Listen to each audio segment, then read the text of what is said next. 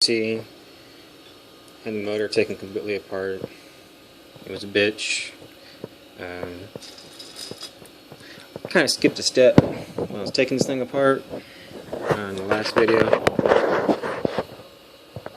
I cannot take the head off because of this, the head mount.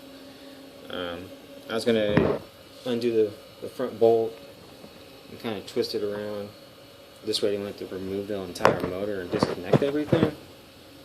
Yeah, that didn't fucking work. So I dismantled the entire top end of the timing chain, camshaft, rocker arms. Did all that and still couldn't get past the head bolts. Yeah, I probably could have put 2 bolts on these heads and then took them out of the block and did it that way, but yeah, that wasn't happening.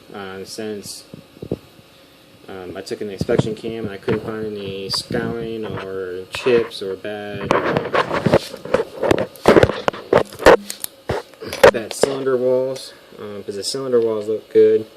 The lower end is actually surprisingly good, but I mean, shit, the thing only has less than 10,000 miles on it, so it should be good. But there's no abnormal lines that I've seen.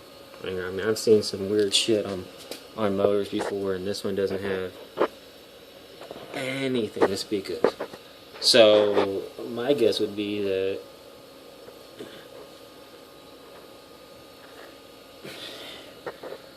I got a good lower end. I couldn't feel any slack in the lower end either when I was going back and forth.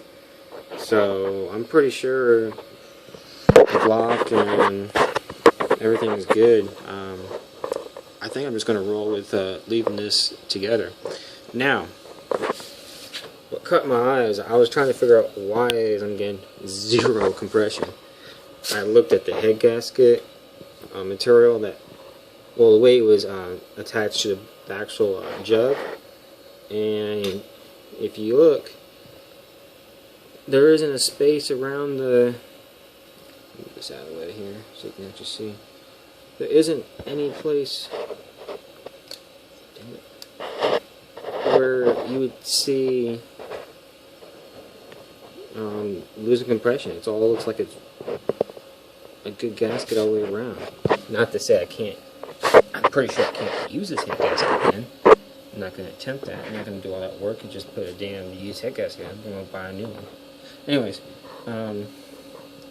so took a break, pissed off that none of the valves are broken. Cylinder chamber looks good. Nothing obvious that I could be losing 200 pounds of PSI instantaneously.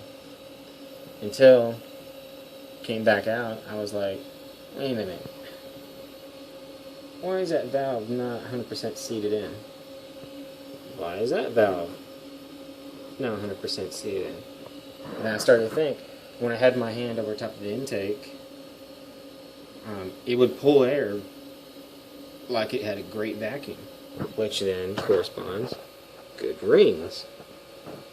And there's no oil or smoke or anything burnt on in the muffler, so that would mean good oil rings. Yeah, I got a little bit of carbon, but 30-year-old bike carbureted, expected.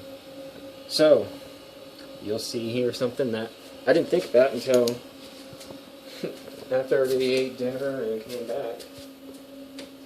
And now, I don't know why I didn't think about this earlier, but here, I don't know if you can see. You see that light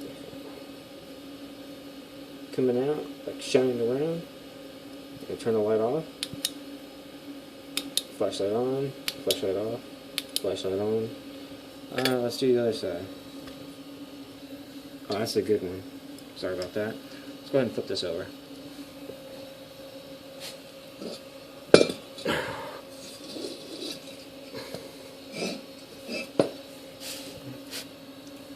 So now we're going to be doing the bigger valves, the ones that look like they're not even seated for shit. Alright. Let's see. Make sure you can see. Oh! I see a halo. That's coming out of the valve seat. Coming out right there. It's not even seated correctly. Let's see good.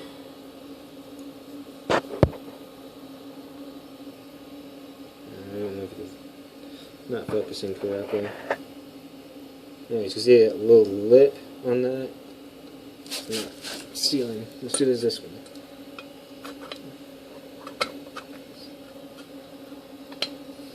Yeah, you can see the light coming out. There you know.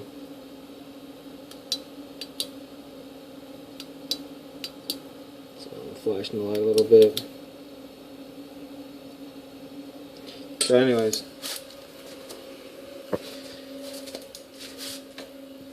bike ran till I was gunning it, hauling ass. Well, not really hauling ass on the Rebel, but anyways, taking off wide open a few times, and then all of a sudden it loses 100% power and stops. No cranking, no starter fluid, nothing to get this bitch rolling again. So I thought, I screwed the timing chain up. I thought I slipped a tooth or something. Checked top dead center, no, perfect. Checked the rocker arm, perfect. Used an inspection cam, found nothing in the cylinder. Couldn't figure out what the hell was going on until I came back from dinner. And yep, carbon on this damn seats. So I took my entire top end of the motor, pulled the motor from the engine, the bike, to find out either A, bad valves, bad valve seats, or carbon, or bad valve springs. I don't know. I'm going to take that thing apart and clean it. I'm going to definitely get all this carbon off of these piston heads. So I'm not going to have that shit happen again to me. So, the lesson learned. I'm also going to check the points and make sure the timing's on 110%, because I don't want this shit happening again, because this was ridiculous on the level of a 10. Not hard, just stupid. All this work to find out something so damn simple. I was expecting maybe a thrown rod, or at least appease me that something major to happen, but no, just valve seats, or not sealing. So, if you have a problem with no compression, and the bike's been sitting for a while, it might be just that. Something as simple as a head that has no valves. Something like as that. Just go to Hubbard Freight, get an inspection cam. I used my family members, and that kind of gave me a number going, well, maybe got a broken ring or something. Maybe I can't get that inspection cam to a certain direction, and maybe I'll find like a bad piston around the edge, or maybe an egg-shaped jug. But it kind of threw me through a loop. Why would I have zero compression on both cylinders? That's like head gasket. Well, when I pulled everything apart, head gasket was fine. So I was thinking, well, maybe I pulled something up and into the intake, because I didn't have an air filter. I wasn't running one yet. I bought one on eBay, but I'm instant gratification, so I wanted to ride the bike. So I rode the bike, and I thought I'd maybe pull something down the intake and clogged it. Maybe something stupid. No, the intake was perfectly fine and clear and clean of anything. So that wasn't the case. So yeah. I'll give you guys an update what's going on with this bike, but I'm knee deep in shit now on this. Kind of pissed off, but hey, better than buying a new motor. I can deal with this. There's also a site, I'll put a link in an attachment, but you can get these heads aftermarket for 150, 149. It's around that number. It's not terribly expensive. It's actually pretty decently priced. But I have to make sure I can use the aftermarket head on this block. They kept saying 255 CFM. I'm sorry, cubic centimeters. And this is and it says it fits a Honda Rebel. But this is only. Is that focused? Come on, focus. It's only 233. So they said it needs to be FM 255 something, but on the block. So I don't see that anywhere on here. So I'm wondering, can I even use that head? Couldn't find any information about if yes or no. The distributor, or at least a woman on the phone, didn't know. So I'm going to call and maybe get some other person on the phone, maybe another guy or somebody that knows a little bit more than the secretary that's answering the phones. Because, hell, if I can't clean these valve seats and this head, I'm going to mark it for just buying a new one. But hell, I might be able to just use the existing valves and clean the seats and be good to go. I mean, I might save myself money. It might cost me $20 to do all this, and maybe a head gasket. So that's the only gasket that I'll be needing at this point, is a head gasket. So yeah, not bad for a bike that only cost me $315, and it is 9,874 on the odometer. Well, 74 and a half. It's got good tread on the tires, front and rear. Replaced the pads in.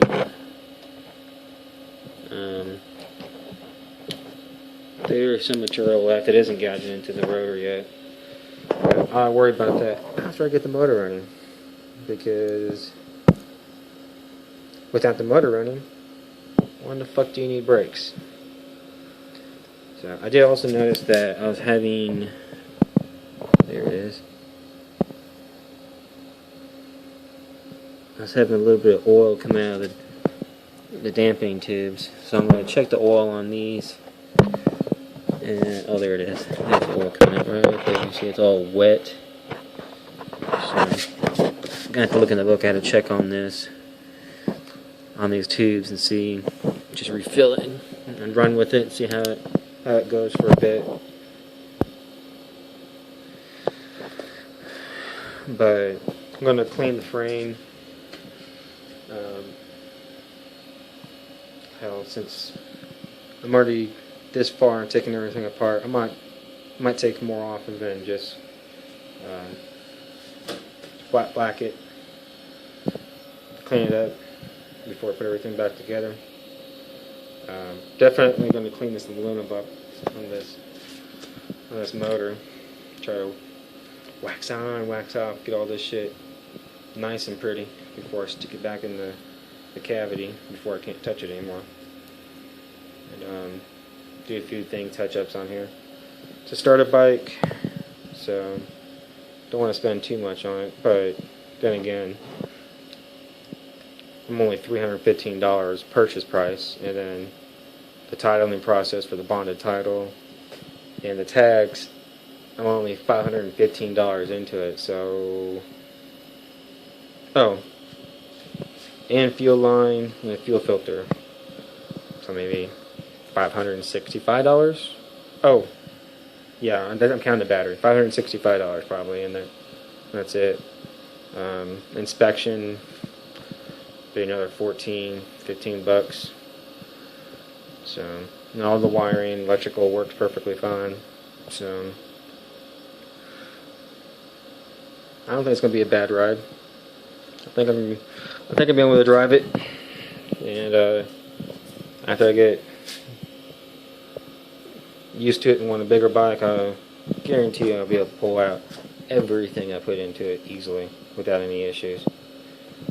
And then pass it on to another person that wants to have a starter bike that's in good shape.